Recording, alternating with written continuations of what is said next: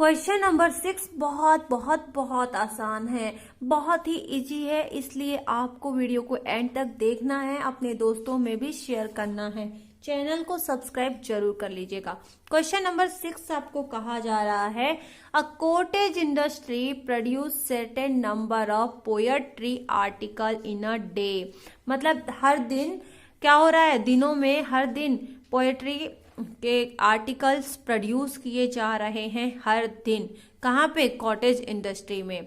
It was observe on a particular day, एक दिन observe किया गया, that the cost of production of each article, अगर हर एक आर्टिकल का कॉस्ट ऑफ प्रोडक्शन देखा जाए तो, अगर रुपए में देखा जाए तो, वॉज 3 more than twice, मतलब 3 से भी दुगुना, ट्वाइस में the number of article produce, मतलब 3 से भी 3 more than twice, मतलब 2 से भी ज्यादा, दुगुना उसमें क्या हो रहा था, आर्टिकल प्रोड्यूस किए जा रहे थे ऑन दैट डे, उस दिन। And if total cost of production on that day was ₹90, अगर मान लीजिए कि उस दिन का जो टोटल कॉस्ट ऑफ प्रोडक्शन 90 रुपए था, तो find out the number of article produce and the cost of each article. आप बताइए कि कितने नंबर ऑफ आर्टिकल प्रोड्यूस हुए होंगे उस दिन, और हर एक की कॉस्ट कितनी थी, मतलब हर एक आर्टिकल की कॉस्ट कितनी थी।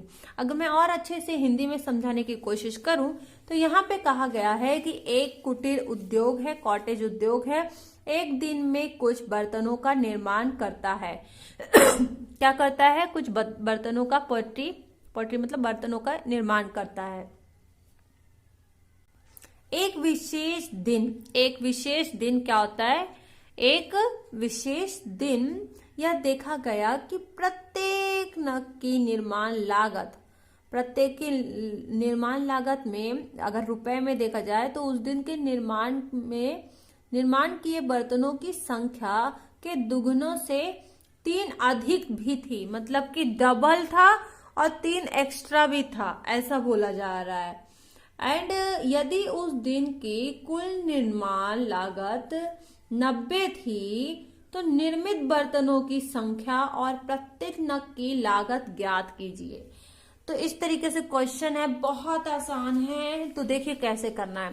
पहले तो आप मान लीजिए कि let the number of article produce, कि कितने नंबर ऑफ आर्टिकल प्रोड्यूस किए जा रहे हैं हमें पता नहीं है, पर प्रोड्यूस किए जा रहे हैं, उस दिन प्रोड्यूस किया था।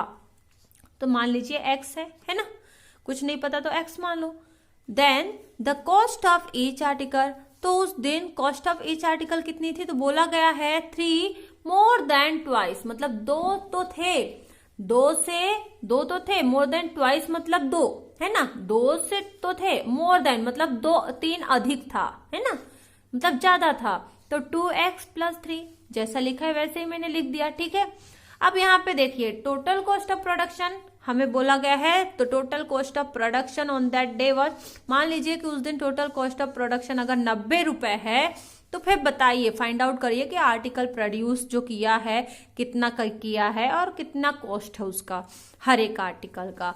तो देखिए टोटल कॉस्ट ऑफ प्रोडक्शन का फॉर्मूला क्या है? Number of article multiply by cost of each article, कितने नंबर के आर्टिकल थे और उसकी कॉस्ट क्या थी।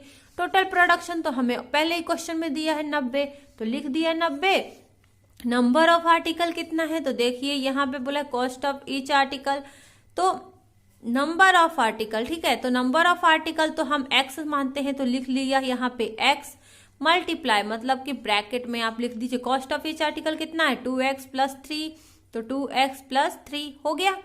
अब मल्टीप्लाई होगा इनका, क्योंकि इन दोनों के बीच में मल्टीप्लाई, तो यहाँ पे तो 2 और यहाँ पे x है, यहाँ पे x है, यहाँ पे कुछ नहीं, मतलब 1, तो 2 1 जा 2, और यहाँ x तो x का स्क्वायर हो गया 2, और यहाँ पे x 3 जा 3x हो गया, ठीक है, प्लस का सिंबल दे दिया जैसा है।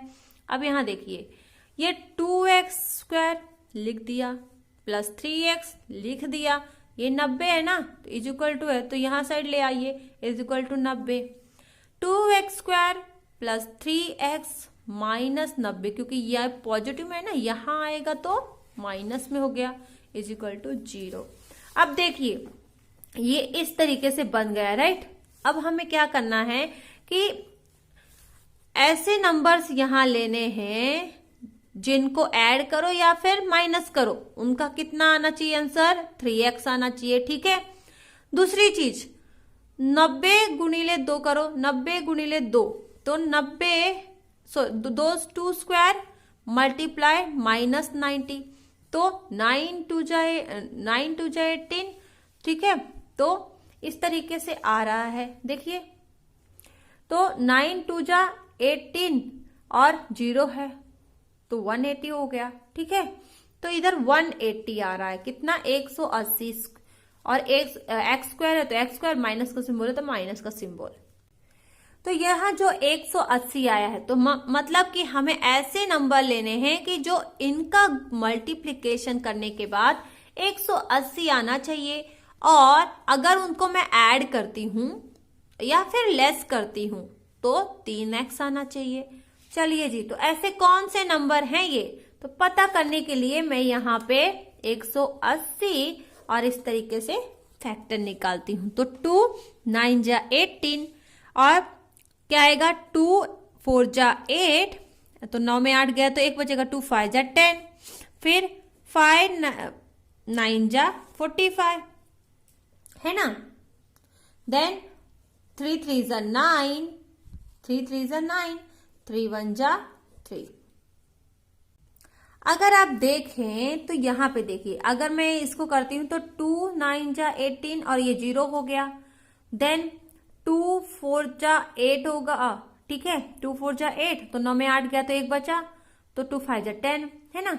अब यहाँ पे 3 से जाएगा क्या, तो ये 3 से जा रहा है तो 3 1 जा 3 है ना, 3 1 जा 3 तो 3 से 4 में से 3 गया, कितना बचा 1, तो 3 5 जा 15।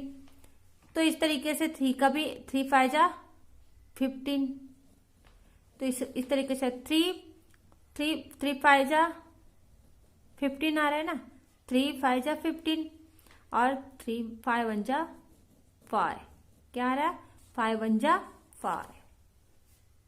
अब आप देखिए आपके पास क्या है, 2 multiply by 2 multiply by 3 multiply by 3 multiply by 5, तो 2 2 जा 4, 4 3 जा 12 होगा। ठीक है, यहाँ 12 हो गया और 3 5 जा 15 हो गया। अब देखिए 12 मल्टीप्लाई बाय अगर आप 15 करेंगे, कर लीजिए गुणाकार, आपको 180 मिलेगा, 180 मिलेगा। ठीक है। अब 15 में अगर आप 12 माइनस कर देंगे तो 3 बचता है कि नहीं। ठीक है, तो यहाँ पे हमारा 3 भी आ गया और मल्टीप्लाई करने में 180 भी आ गया। तो अब लिख दीजिए, क्या लिखेंगे, तो लिख दीजिए कि 2x स्क्वायर, अब यहाँ पे प्लस 15x माइनस 12x, क्योंकि minus plus minus plus minus क्या होता है, माइनस होता है। तो 15 में 12 गया तो क्या बचेगा 3, और 15 नंबर देखिए यहाँ पे पॉजिटिव साइन है इसलिए पॉजिटिव साइन लिखा है। ठीक है, और यहाँ पे 90 लिख लीजिए, माइनस 90 इज इक्वल टू 0 लिख दिया। अब इस तरीके से आ गया। अब ये जो दो नंबर है ना, पेयर इनके बनाइए। तो पेयर कैसे बनेंगे, ये कैसे बनेंगे, तो ये x है और ये 2x, तो x का स्क्वायर हुआ और यहाँ पे 2x हो गया, x 1 जा 2 1 जा 2 तो 2। ठीक है, अब क्या करेंगे, तो अब प्लस का सिंबल बनाइए और 15 लिखिए। तो 15 इधर कुछ नहीं मतलब 1 है, तो 15 1 जा 15 और x एज इट इज लिख दिया। अब यहाँ पे क्या आएगा, तो यहाँ पे आप देखिए क्या आएगा, सोचिए। तो यहाँ पे 90 है तो ऐसा नंबर लेना है जिसका 90 भी आ जाए। तो मैं क्या लिखूंगी यहाँ पे, तो देखिए यहाँ ब्रैकेट में तो आपको इतना पता है कि 2x प्लस 15 लिखना है। ठीक है, लिख दिया। यहाँ पे 6 अगर मैं करती हूँ तो 6 2 जा 12 होगा, तो -6 लिख दिया। ठीक है, क्योंकि ये दोनों तो सेम रहने चाहिए ना। अब इज इक्वल टू 0। अब देखिए जो बाहर के नंबर है उनको अंदर लिख लीजिए, तो x -6 लिख दिया, और यहाँ पे 2 और x प्लस 15 लिख दिया, है कि नहीं, लिख दिया, इज इक्वल टू 0। अब देखिए x -6 इज इक्वल टू 0, इधर ले आएंगे ना इसलिए, और 2x plus 15 is equal to 0। अब देखिए बहुत ही आसान है, बहुत ही नया तरीके से। अब यहाँ पे जो x है इज इक्वल टू ये -6 यहाँ गया तो +6 हो गया, ठीक है। अब यहाँ पे 2x है तो 2x ये +15 यहाँ चला गया तो क्या हो जाएगा, -15 हो जाएगा, ठीक है। अब यहाँ पे फिर भी ये x इज इक्वल टू ये 2 नीचे आ जाएगा तो डिवाइड में हो जाएगा तो -15 डिवाइड 2 हो गया। तो इस तरीके से हमारे आंसर क्या हो गए हैं, बन के तैयार हो गए हैं। अब यहाँ पे आप लिख लीजिए, क्या लिखेंगे, तो लिखिए, क्या लिखेंगे, लिख दीजिए the number of article produce can only be a positive integer, then x can only be 6, हमने 6 ना, x क्या है 6 अगर लेते हैं तो hence number of article produce कितना है, अगर नंबर ऑफ आर्टिकल 6 प्रोड्यूस होता है तो कॉस्ट ऑफ आर्टिकल कितना होगा, तो 2x। देखिए यहाँ पे हमने 2x निकाला था, 2x + 3, तो लिखिए यहाँ पे 2x की जगह 6 + 3, तो 2 6 12, 12 + 3 15, तो यहाँ पे कॉस्ट ऑफ आर्टिकल कितनी है, तो कॉस्ट ऑफ आर्टिकल है 15। आशा करती हूँ कि आपको समझ में आया रहेगा, नहीं समझा तो कमेंट करिए। मुझे यकीन है इस वीडियो को देखने के बाद आपको सब समझ में आ गया होगा। वीडियो देखने के लिए आपका बहुत बहुत धन्यवाद। प्लीज अपने दोस्तों में शेयर करिएगा। मिलते हैं नेक्स्ट वीडियो में।